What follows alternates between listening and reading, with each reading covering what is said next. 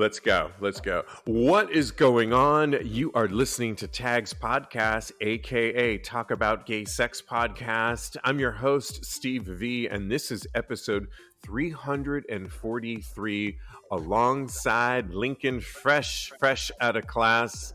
How you doing, Lincoln? I'm good. I'm worked out and ready to chat. I love it. And we heard you're freshly showered. I am. Nice. I love it.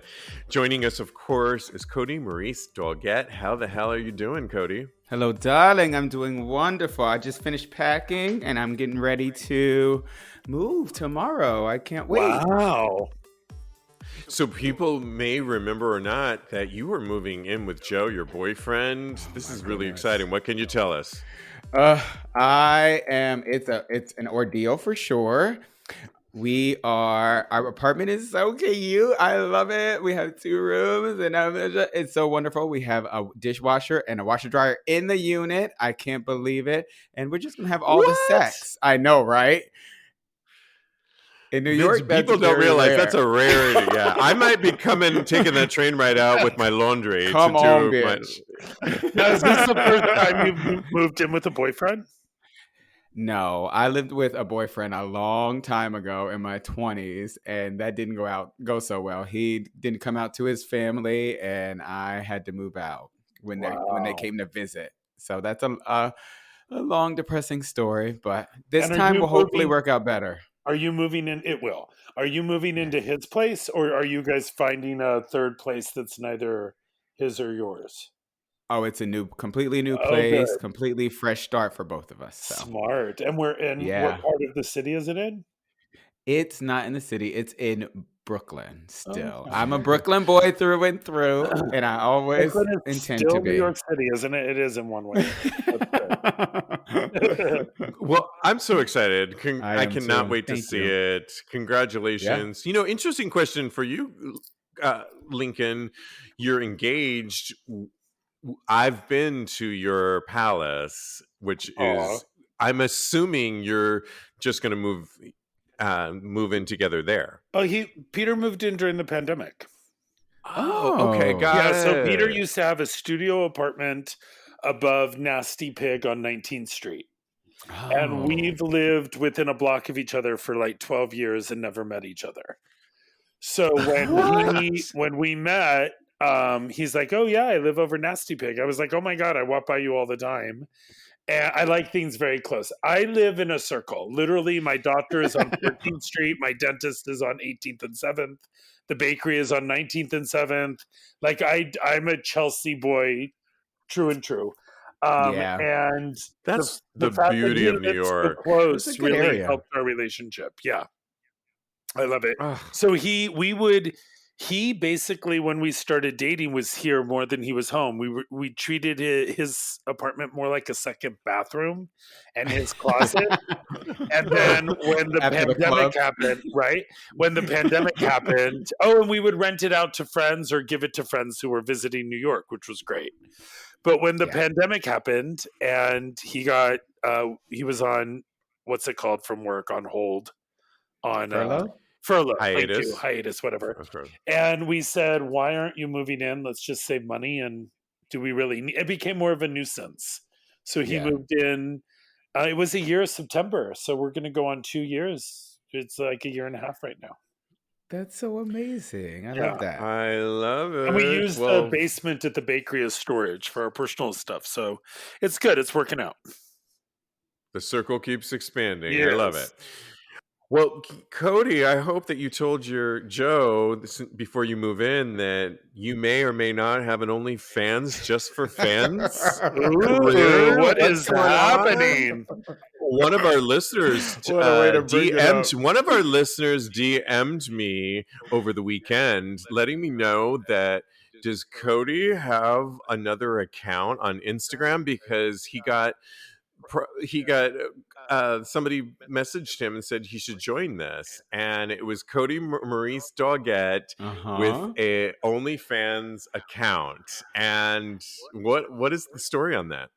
Child, it's a mess. It's still an ongoing struggle. I apparently have an OnlyFans that I have not made any content for. I'm reaching out for collaborators. I wish that the person who has this OnlyFans would reach out to me so maybe I can collaborate and get some coins too. I don't know. I feel like my whole identity's been stolen. I've been violated. I feel a little bit happy that somebody thought that I was attractive enough to actually steal my identity and get people to subscribe to their OnlyFans, but it's still it's a violation still.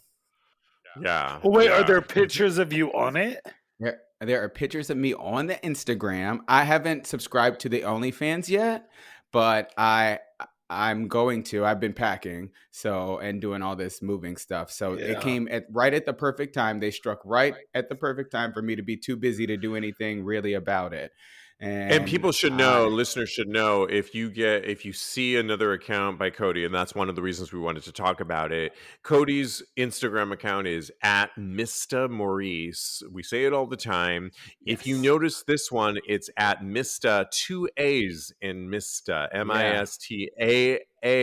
See how they get you? It's that little subtlety thing, but it's the same picture that Kodi has on his current Instagram account. So you might be fooled by that, but it says join my Just for Fans, my OnlyFans. Yep.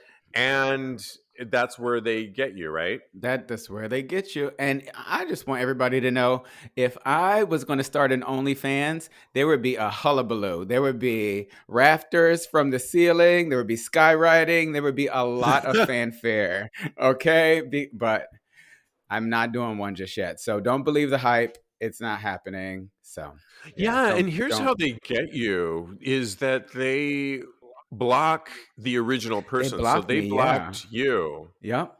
I couldn't even see it. I was trying to look. You sent it to me. I was trying to look at it, and I was like, "Wait, this doesn't even exist. They must have deleted it." And you were like, "No, it's still there." So wow. I have some announcements, though, things that you need to know. One thing, Kodi, you and I had such a lovely guest on the show the other day on Tags Live, Taylor Sparks. She's amazing. Oh my God, so much fun. I learned so much. I got some one-liners from her, too. If you were listening to that and you want to go to her website, she forgot to mention had a tough day, but she wanted to let everybody know that if you go to her website, you can get 15% off. That's Organic Lovin', LOVEN.com. Organic Lovin', LOVEN.com. Get 15% off up until March 8th by using the code TAGS15. And who can forget those amazing cock rings? They were so And that awesome dildo. Oh my goodness. Some good stuff. Lastly, I want another announcement. So people have been asking us, they've been hearing our Wednesday show. How can they join in the show? We are live every Wednesday night, 6 o'clock Pacific time, 9 o'clock Eastern time. The best way to join, you ask, go to TAGSPodcast.com and click on Tags Live. So that's for that. All right, moving on. Today was a special day. I posted it on our Instagram. HIV is not a crime awareness day today. Did you guys know that was a whole thing? No, I didn't even know. HIV is not a crime awareness day, sponsored by the Elizabeth Taylor AIDS Foundation, which I used to be a part of back in the day. I love the Elizabeth Taylor Foundation. I love Elizabeth Taylor for all the work that she's done throughout the years. And the whole reason that it came about, I'll post a lot of these on Tags Podcast, but essentially 35 states up to 35 states in our 50 states currently discriminate against being HIV positive. And essentially you can even be jailed. I was listening to a whole thing about Atlanta, Georgia, and they still have laws even in Georgia. So you think it's some of the rural areas, but 35 states still have it. Essentially, it's still a crime, and people don't even know that. Not only is it still a crime, and I was looking up in different spots that up until 2017, there was a study on it. You can be people have been put in jail up to like 90 days. Wow. I cannot believe this was even a thing. I'm so happy for this day. But even beyond that, it's the stigma and fear that you can be criminalized for this. Did you guys even know that there was still crimes on this, Lincoln? Did you even have any idea on this? I think I've heard stuff about this, but I haven't heard it in a really long time. I'll be honest. So no. Yeah. No, I thought this was kind of passé at this point. No. Yeah, did you, Kodi, at all? Or I did not know until you posted it today, and I immediately reposted it. I cannot believe I thought it was decriminalized across the country a long time ago. Yeah. Just like Hello? Lincoln said, it's insane. I will post on TAGSPodcast.com. There's a thing you can sign to start the reform, to send it to Congress, to begin to change some of these outdated laws. Also, in outdatedness, I find this why the FDA finally approved a condom for anal sex. I heard this. Oh. Yeah, the New York Times reported on this. People were sending this to me left and right, and I was like, wait, is this like 1998? What's going on here? Essentially, the Food and Drug Administration just came out with a condom. They did a study.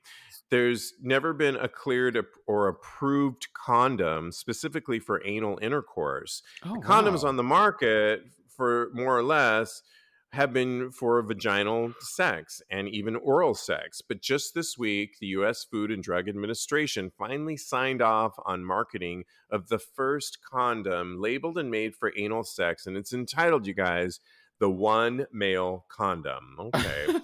Have I been using a condom wrong this entire time? What's going on? Am I crazy? It's this one condom that they've What's the difference? quote, not much. There's somebody it's just that this one went through the study.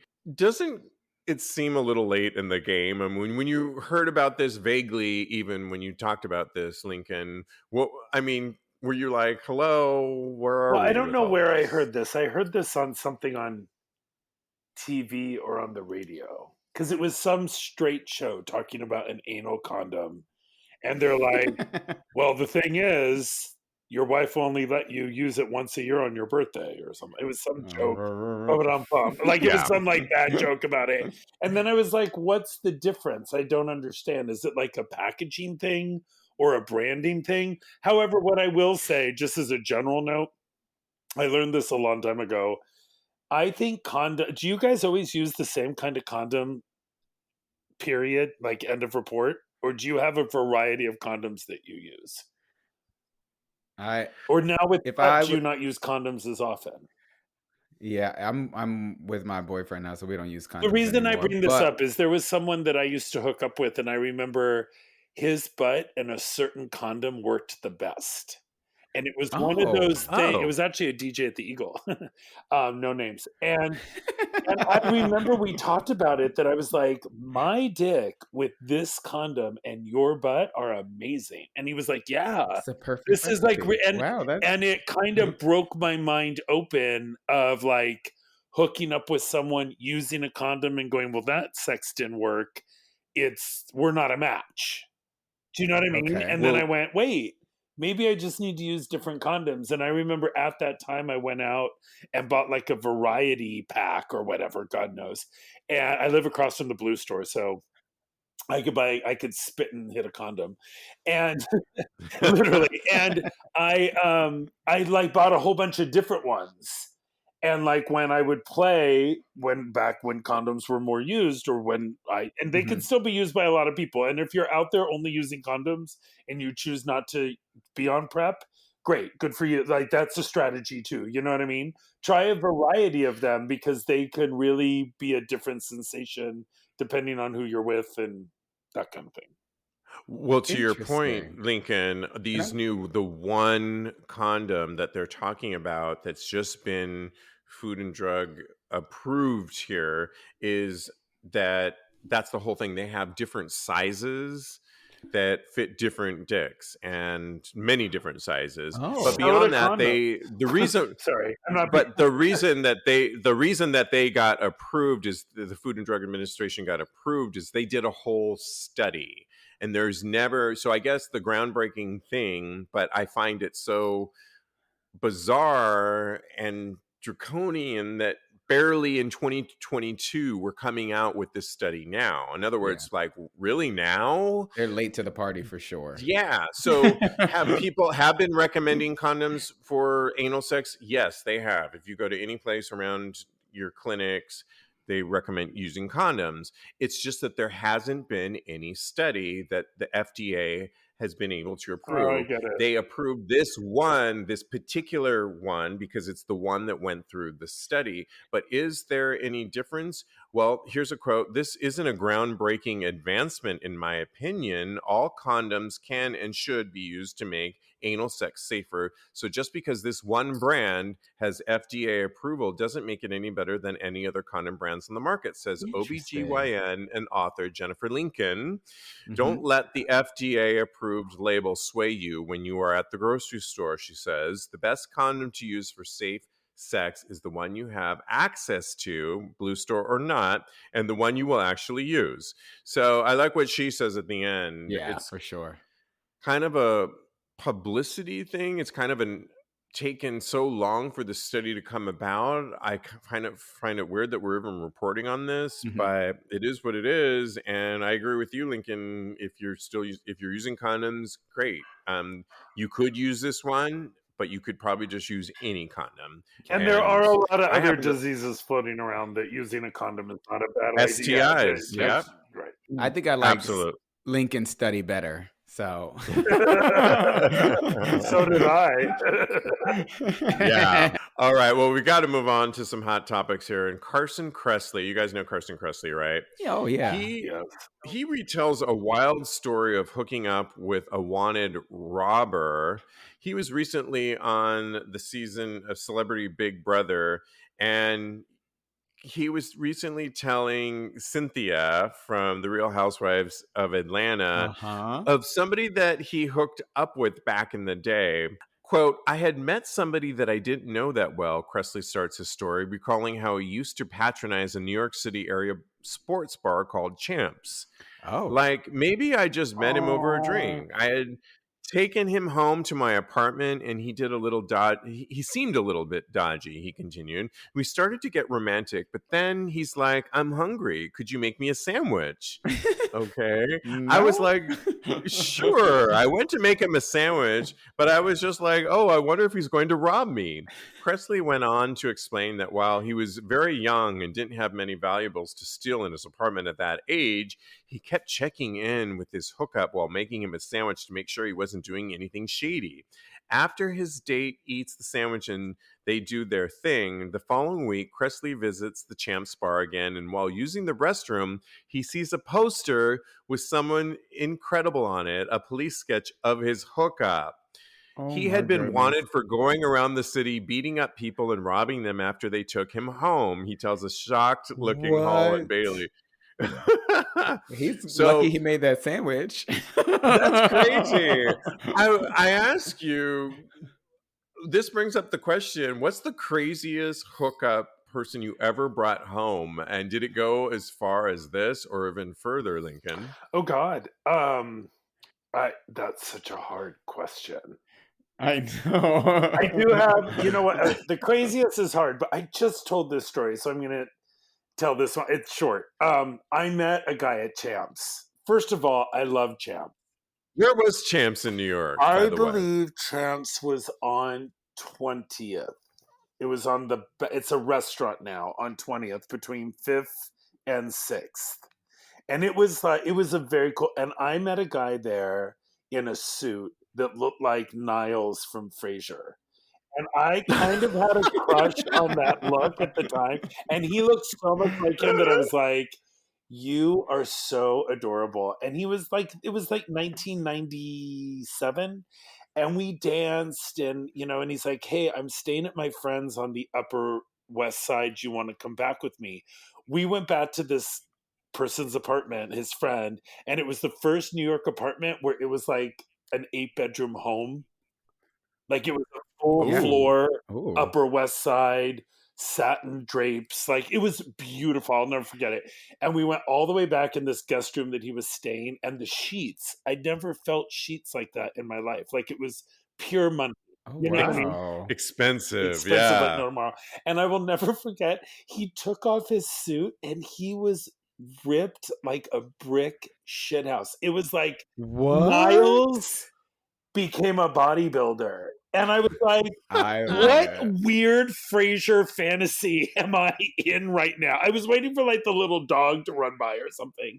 And I remember like very like white boy sex. And I never saw it. That was, that was before cell phones. That was like when you had a pager. And if you lost someone's number, you really lost it forever. You know what I mean? Like you might see them at the West Side Club or something, or see them out again, but you never. It was a different time. That sounds like a really like a win. Oh my God, it was such a. You have no idea. I was so. But I put my foot completely in my mouth because I was like, "You're hitting every button. This is a jackpot." And he's like, "Calm down. I just met you at Champs. It's a hookup. Go away." It was like, you know what I mean? Anyway. Wow. I don't think that was the most extraordinary hookup I've ever had. No, that's a good one. Yeah. I mean, mine all have to do with they won't leave. They weren't a robber per se, but I do remember one time bringing somebody. This is a little crazy. This is Jeremy, our other co-host, crashed at our apartment too, and I brought somebody home too because I sort of have. I don't have like a bedroom, but I have like it's a studio. It's a long apartment. I can close these curtains, and I remember Jeremy was in the front crashing on the couch, and I had some boy over, but he wouldn't leave. Like the next day we're all staying, and I have two stories, but both of them revolve around the fact that they wouldn't leave, and one of them Jeremy and I was convinced was homeless. Like I picked up this guy and it happened. He found me and it was hot and all that, but he wasn't going anywhere because he had nowhere to go to. Yeah. And I remember him taking a shower and I'm mouthing and I'm like to Jeremy, like, I don't think he's going to go. Like, and he's been in that shower for like longer than it takes to take a shower. It was like 40 minutes. And we were freaking out, and we literally got his clothes and threw them out outside my door. What? Yes, because we had to push him. It got that bad. We had to push him out and threw his clothes. Because I had to call my doorman, like, do not let this guy. It got that serious because I don't think he was gonna go, and not that he was a robber, not that he was like pulling out a knife on me, not that any of that, but. I mean, when I'm done, I'm done. Like I'm ready to make my omelet. Your Uber's downstairs, honey. Yeah, I'm like ready to. And this was like way past that moment. And both of the times, there's another guy that stayed way too long. He also locked himself in the bathroom too. I don't know what he was doing in there. What? And your home is too comfortable. I Steve. know.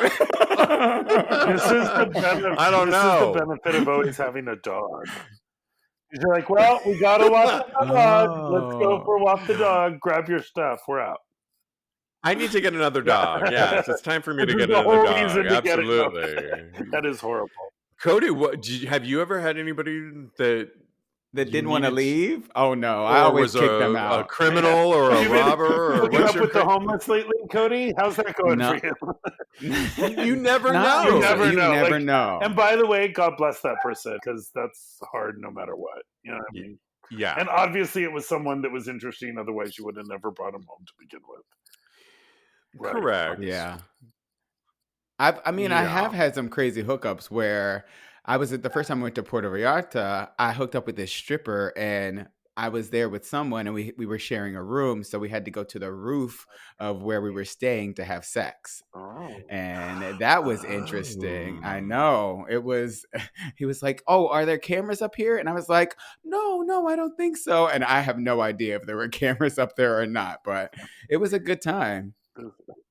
I had sex on a roof too in Fire Island once Oh, too, and the yeah? roommates, because the ceiling was so thin, I guess they were like came in, what's going on up there?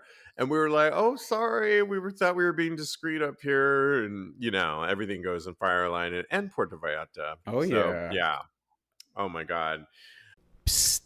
Got a sex conundrum? Need another take on how to handle it in the bedroom? Or in the alleyway? Well, ask Tags. Need some advice regarding your relationship? He's perfect, but again, we got you. DM us for some solicited sex or relationship advice. And listen to our advice on an upcoming Tags podcast. Sometimes you just need a fresh perspective and objective ears. DM us on Instagram at TAGSPodcast. We got you. Well, we love to give advice on this show, relationships and sex advice. And one of our brand new Patreon members, Billy, thank you for joining our Patreon community, wants some advice for us. He writes, "Hi, my name is Billy. I'm 27 and I'm a veteran." We thank you for that. "I'm in a new relationship and believe in monogamy. I listen to the podcast every day to and from work. I absolutely enjoy every episode and I'm never bored." Oh, we thank you for that. Thank you. "Recently, I broke up with my boyfriend of 6 months, and all the advice you guys give me each day helps me with that breakup. I have this old friend from high school, and he's constantly blowing up my phone on Grindr. I'm not sure why I have the app because I never met up with someone and had sex on the app. I wouldn't mind meeting up with him, but I feel that one night stand friends with benefits is something that I want to try, but I'm just too afraid. Do you have any advice for someone who wants to have gay sex but is too afraid to do it?" This I love the honesty of this, Yeah, me too. and I really, Kodi, when you heard this, what were your thoughts on for Billy? My first thought is to just dip your big toe into the Careful. hot gay sex pool. Where exactly Not is there, that toe Lincoln. Slowly, not there. into the pool, into the casual sex pool. I personally would not jump right into this. You have to be, I feel, emotionally prepared. And to me, it kind of doesn't sound like he's ready for that. But I would say get to know the person a little bit and then move from there. For me personally, comfort is a huge part of sex, and I have to feel like I'm in a safe space. So I think that is where he should start from a safe space. Yeah, I think for me, he's 20. Billy, you're 27. This is the time to explore your sexuality. Plenty of time to have a relationship and settle down. I feel like now you can do both. Why can't you date and explore go on some fun, serious dates?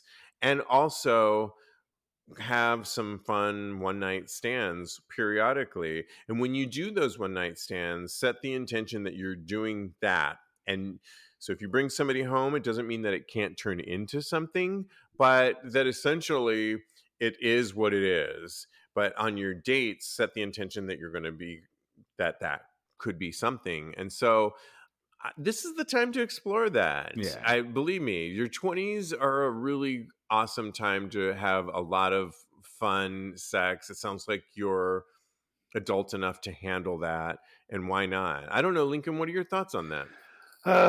I'm not sure. I think because he says at the beginning, I believe in monogamy. Mm-hmm. He also says, I'm on the apps. I don't know why I'm on them. I don't hook up. Am I wrong? Mm-hmm. No. Okay, so No, that's what he said. Right. So what I think I would do is I would compartmentalize.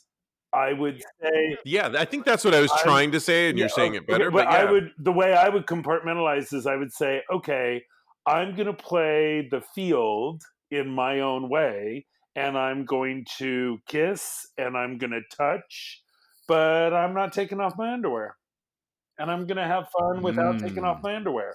Or I had a friend that Steve and I both know that whenever we would hook up, it would be like blowjob only. I don't do anal. We're not doing that. We're going to only make out, roll around, blow each other, have fun that way. But you can eat my ass all you want, but nothing's ever going in anywhere. So you still feel like you have that monogamy control. What's the word? Boundary, or like that you're staying true to you, if that's what you. Because how did he say? I believe in monogamy. Because like a monogamy is a choice. It's it's not like the tooth fairy. It's not. You don't have to believe in it. You just have to say this is what's best for me, right? Like so if that's the way you want to, but I wouldn't say go play the field without an agenda of saying, hey, I don't put a dick in me until I really know someone and they're a boyfriend, and maybe that's what defines monogamy for you. Was that good advice? I like that. I love that. That makes sense. And by the way, doing that, whether you believe in monogamy or not, can make things really hot no matter what. You know what I mean? Like if you say, hey, we're going to hook up all the time, but we're never going to fuck each other. That's just where I draw the line, because you're not serious about being boyfriends, or you have another boyfriend somewhere else, and this is the way we're going to play.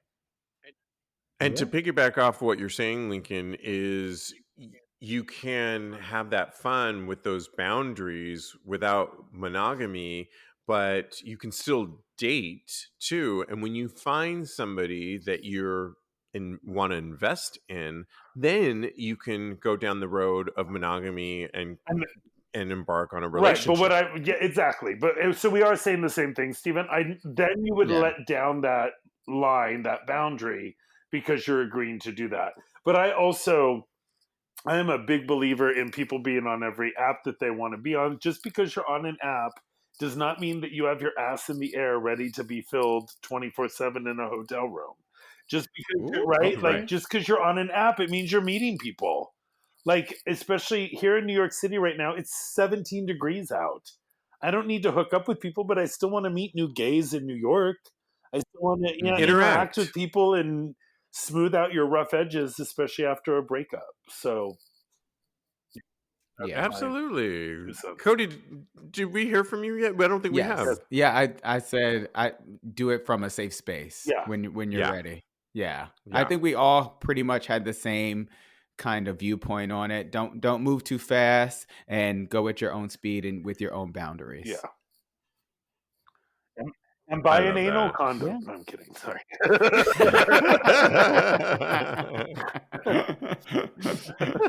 Moving on. I hope that helped. Let us know. And thank you for joining our Patreon community. So we'll be in touch on our Discord channel, which you can always join by going to patreon.com/TAGSPodcast.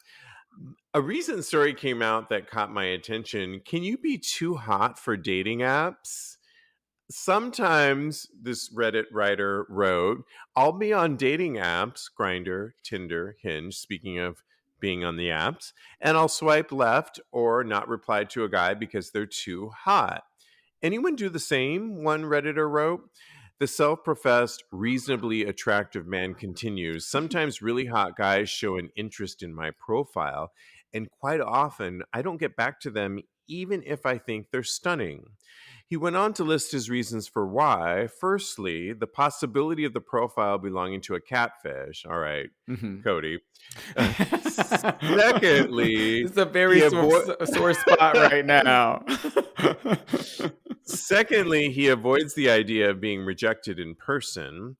And thirdly, if it's more of a serious dating app, he wonders if I'd want to be with someone who's objectively hotter than me. Concluding on Grindr, I just can't be bothered hooking up with someone really hot. It means I've got to make a massive effort, and I'd rather keep it low key. I wrote in my notes for it kind of reminds me of that age-old comment, they're just out of your league, or he's a 10 and you're a 6, so don't go for that one.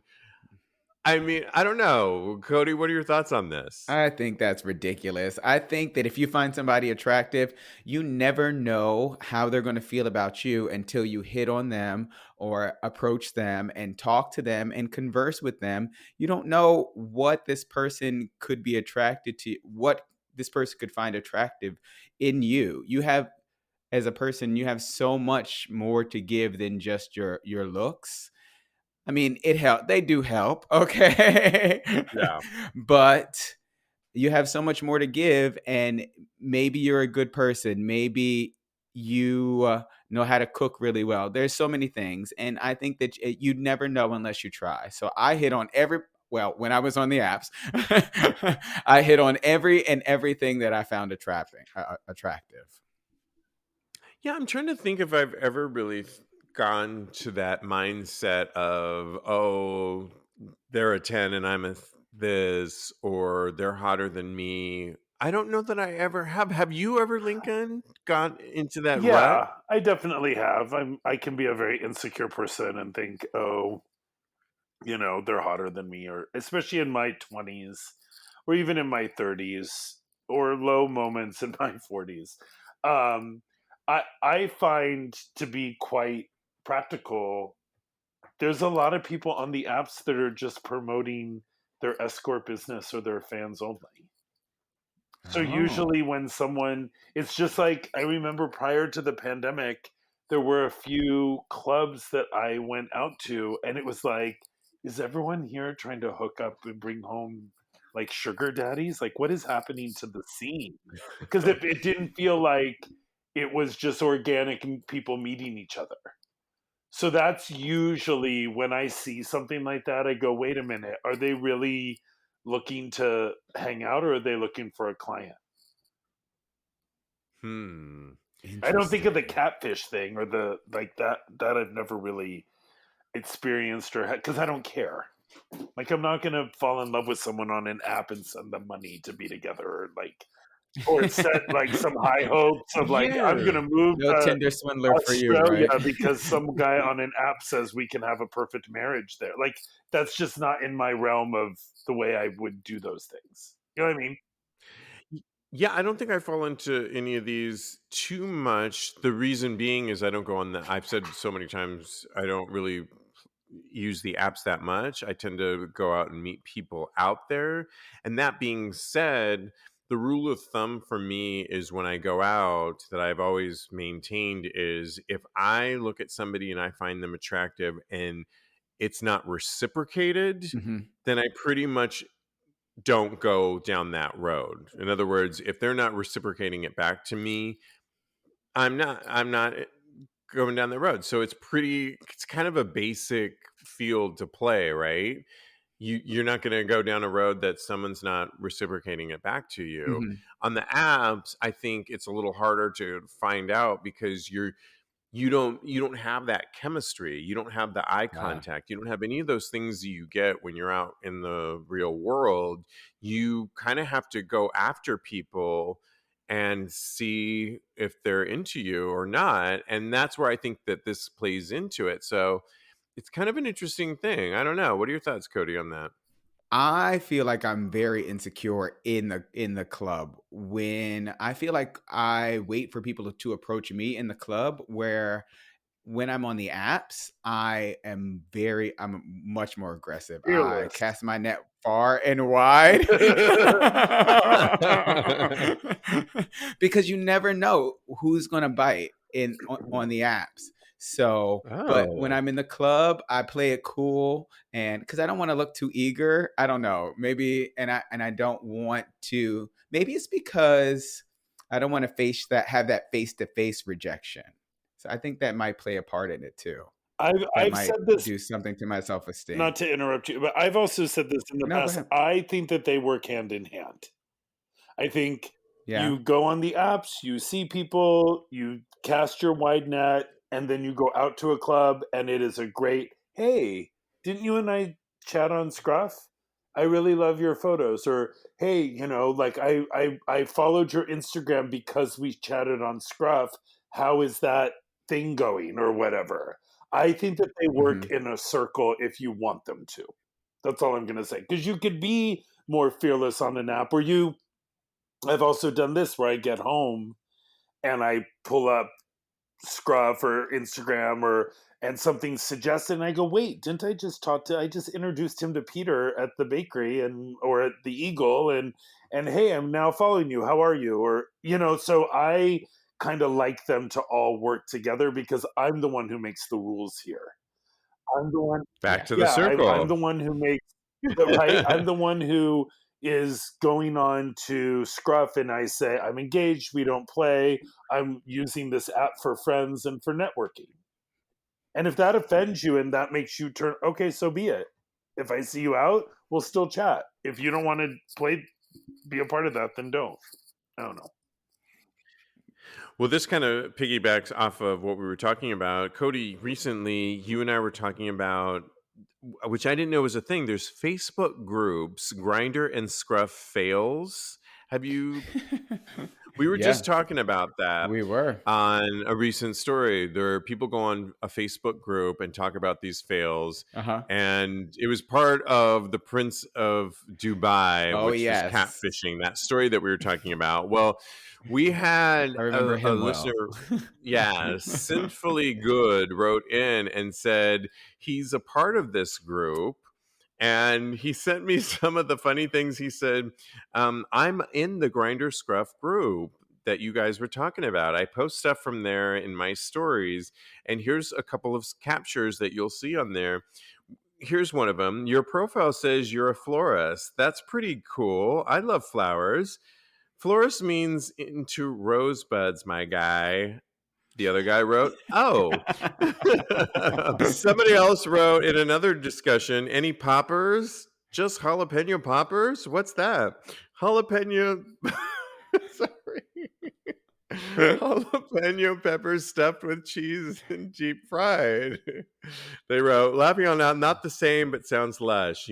And so there's these groups out there that people are posting these crazy things out there, which I find hilarious. So, okay, after we had this conversation last week, I went through, I was deleting pictures in my phone and I screenshot a bunch of things from Grundr and Scruff, the crazy things that people sent to me. Do you want to hear one of the things?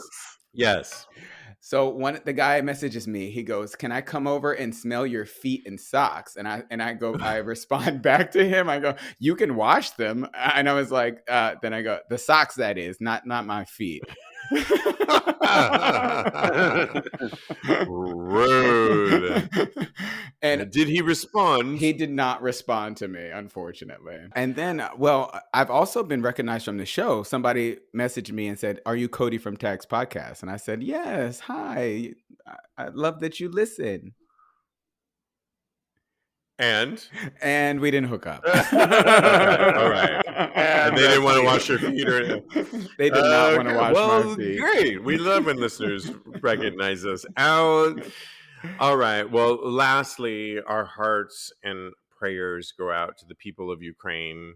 I've been keeping up with this. It's just gotten so escalated in the last few days. But Lincoln, Madonna has come, I don't know if under fire, but I'm all here for it. I know you and I are both fans. The Ukraine president follows Madonna now on Instagram after she posted a montage of Sorry. What tour was that Confessions. from? The Confessions tour. Yeah. Ukraine President Vladimir Zelensky now follows Madonna on Instagram after she posted a video montage in support of Ukraine.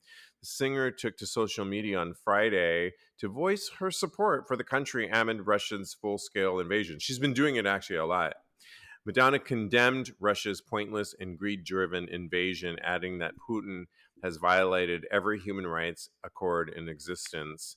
She wrote, "We support you, President Zelensky. We are praying for you and your country." She captioned another video posted which featured footage of Ukraine and Putin alongside clips of her dancing and singing to her 2006 track, Sorry.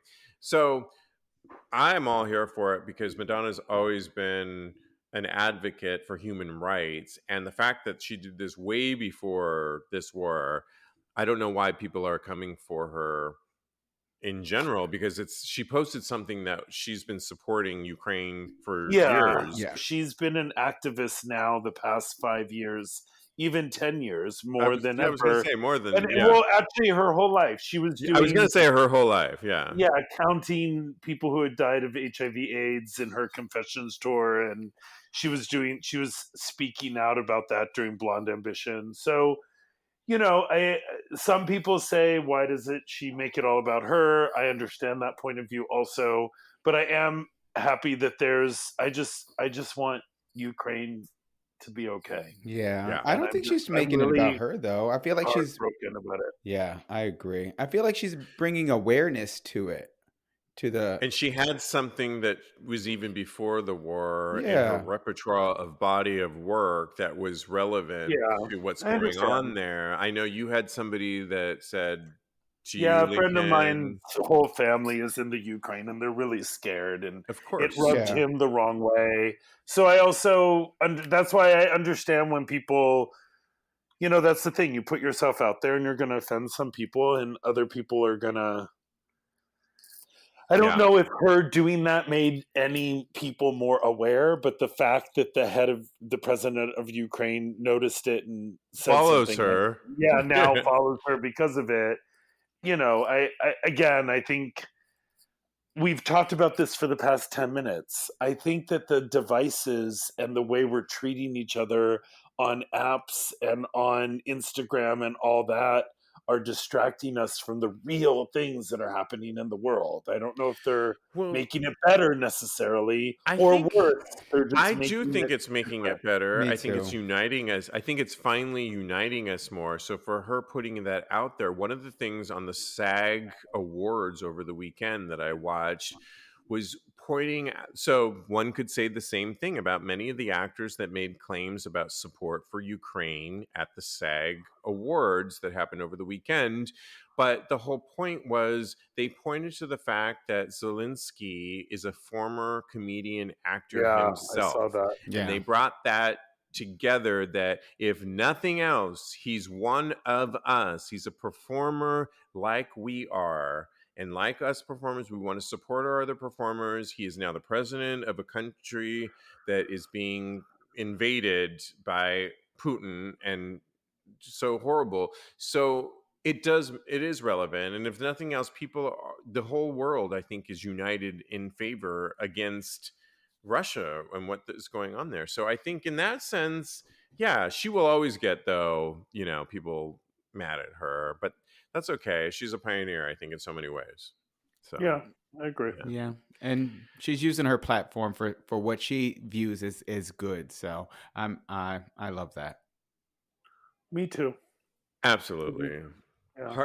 Again, and I mean this, our hearts and prayers go out to the people of Ukraine and some of our listeners. I know we have them out there, so we are here and listening and for you. In the meantime, though, thank you so much, you guys. You can always follow my co-host. You can follow Lincoln.